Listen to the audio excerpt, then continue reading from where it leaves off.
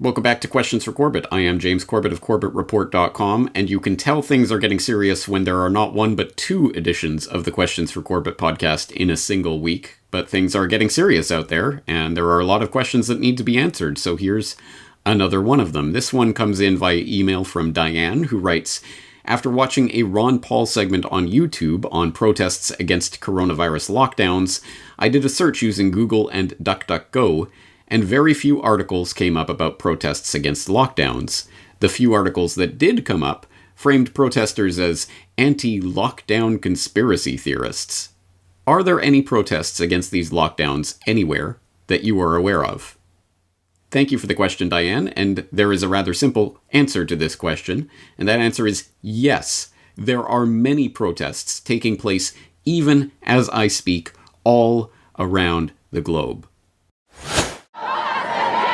On the north side of the State House, by the entrance to the stateroom, the chants of protesters could be heard loud and clear. Open Ohio now! Open Ohio now! Watching on TV, the protesters' message wasn't clear, but you may have been able to hear something going on. One of those voices outside the State House belongs to Jennifer Franz. We feel like the virus is less of a danger to us than our rights being stripped from us.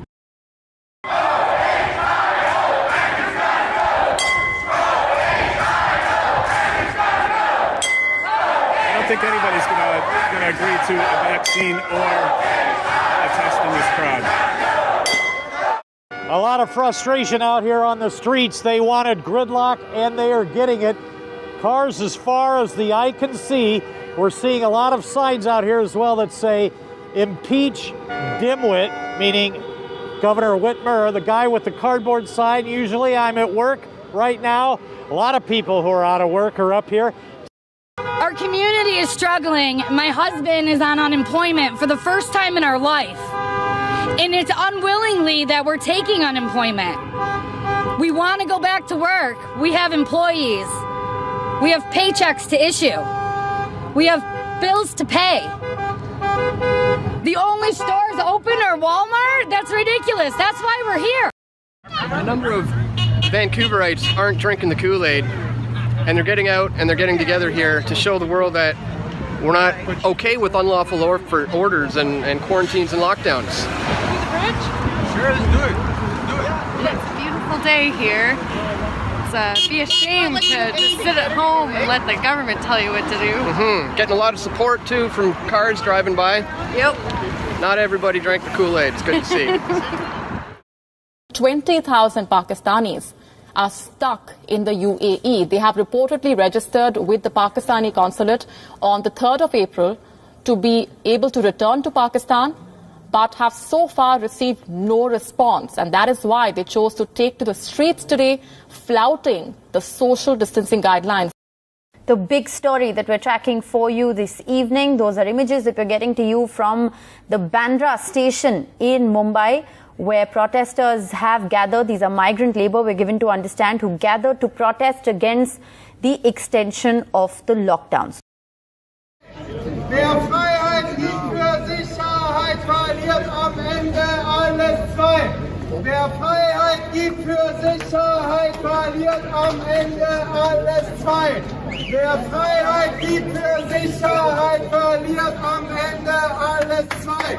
Wer Freiheit gibt für Sicherheit, verliert am Ende alles zwei. Wer Freiheit gibt für Sicherheit, verliert am Ende alles zwei. Wer Freiheit gibt für Sicherheit, verliert am Ende. Yes, there are protests happening all around the globe, even as I speak. They are happening across the United States, in South Africa, in Nigeria, in Germany, in India, in other places besides. These protests are happening. So the fact that someone like Diane even has to ask about this speaks to the more underlying problem, which is that the gatekeepers of access to information online, like Google, and increasingly, like DuckDuckGo, who I will note parenthetically, has been getting worse and worse with its search results, I've noticed in recent months, so that it is becoming a Google Lite, much like StartPage.com became a Google Lite a year or two ago. It is slipping down that path. So the gatekeepers of online information are directing people who would be interested in such information towards mainstream sources that, of course, are going to portray this as crazy anti-lockdown conspiracy theorists who are killing grandma by daring to go out in public without a mask and not observing proper social distancing rules. This is, of course, the way this information is going to be framed in the mainstream, so no surprise that you are not hearing about this at all there, or to the extent that you are, it is generally by masked reporters who are afraid to go anywhere near these filthy protesters. So if you do want actual information about what is happening with these protests, you are of course going to have to turn to online independent sources of information.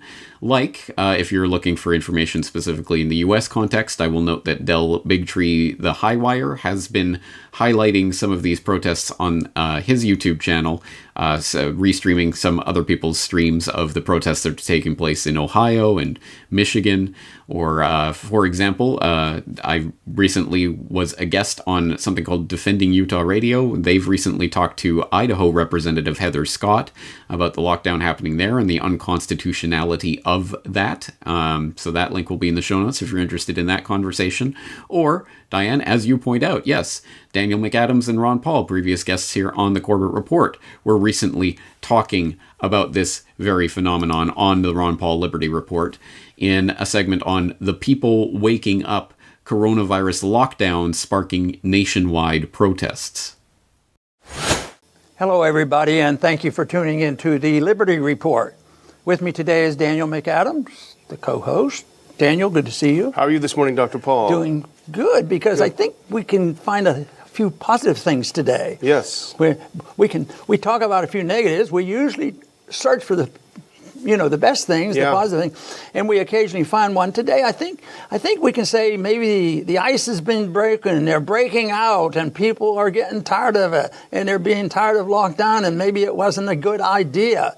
So that to me is good news, and there's now demonstrations that people are speaking out. And the reason I like this is there's a saying, and I endorse the saying, is that no matter how authoritarian a government that one has, the people have to endorse it. Once the people reject it, the government goes. Sometimes it's slow and tedious, but even the ones that are installed, they get the people's support. And right now, the authoritarianism that we've been living with and all the excesses in our financial system and the medical system, people have tolerated and they like it, and most people still probably think, all we have to do is tinker with the management. But it's also people that we're seeing now in the streets are saying, boy, this is enough. This lockdown doesn't sound American to us. And they're going out on the streets and demonstrating. And I'm all for that as long as it's peaceful. Yeah. But it annoys the authorities because they don't want us out of our house. Yeah. How can you demonstrate if you have to stay? How can you demonstrate if you're not allowed to have more than a couple people together? You can hardly get your grocery shopping done. So it is a challenge, but I think the people are tired of it. And I think they're starting to speak out. I think it's going to grow by leaps and bounds because I think that is the natural thing to happen. As always, the link to that full conversation will be in the show notes in case you want to check it out. But suffice it to say that, yes, there are protests taking place all around the world right now. Yes, people are pushing back in many places, even as I speak. And it is important once again to reflect on the fact that there are still people out there who haven't even heard about this, and some of the people who have only heard about it from mainstream controlled sources that are trying to frame this as crazy conspiracy theorists. The reason why the first order of the psychological operation that is played out against the public is to convince you that you are all alone is because the real truth, the ground truth that they desperately do not want you to think about, is that they need your compliance to make this happen. This is an exceptionally important point. This is the reason why so much time, effort, attention, and energy is directed into propagandizing the public on various things. It is because what you think, what you believe, influences the way you act and what you are or are not willing to accept. You control reality.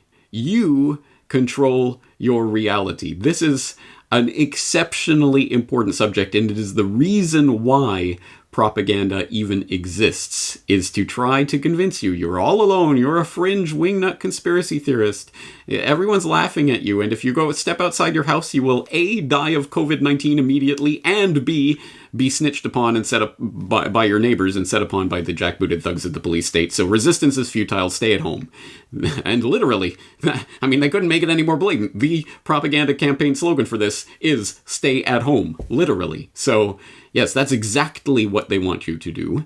And the way to defy this, the way to end the lockdown is not some occult mystery. It's not going to require some sort of 18-dimensional chess. It's not going to be some big plan that's going to, okay, well, first we need to do the second, we need to... No, you end the lockdown because the lockdown only happens because of compliance, because people comply with it, because people go along with it. This is not a difficult point. In fact, it was put recently. Jeff Berwick had a video up, share this now, and we can end the lockdown by tomorrow morning, where yes, the lockdown is taking place in our minds, and if we go outside, we have ended the lockdown.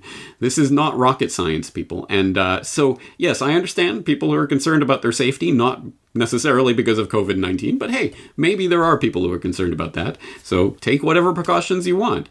But for people who want to go outside, go outside. And yes, I understand that you may be subject to the snitches of the neighborhood snitch state and the jackbooted thugs of the police state if you do so in defiance of government orders, if you dare to try to open your business during this lockdown.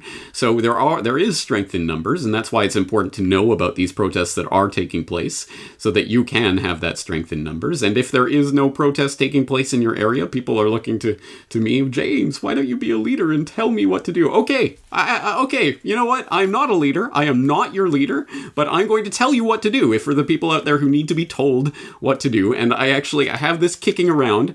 I've had this sitting here for a couple of months now because I was planning on doing a Vote Harder video to parody the 2020 selection circus back before the world changed forever. But I've decided I'm going to use this as a badge. I'm going to give you this badge to each and every person watching this video. You have now been embadged.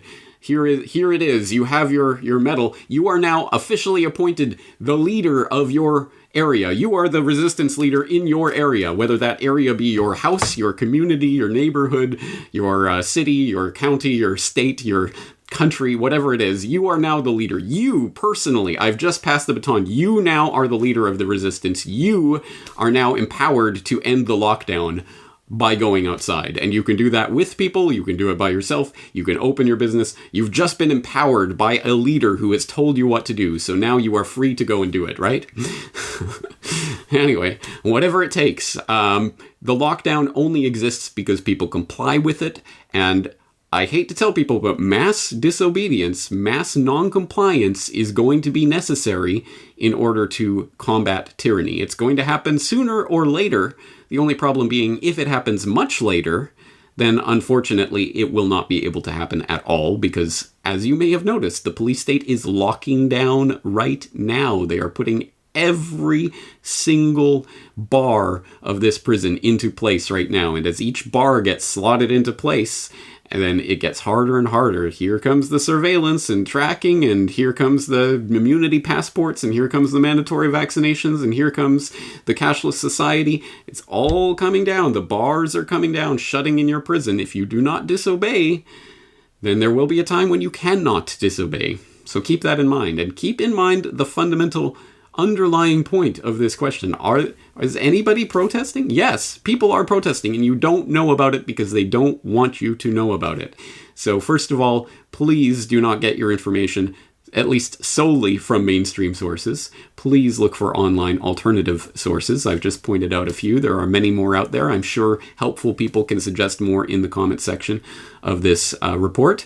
And secondarily, yes, the lockdown exists in your mind, and you have to start disobeying at some point. That's the message for today. James Corbett, CorbettReport.com.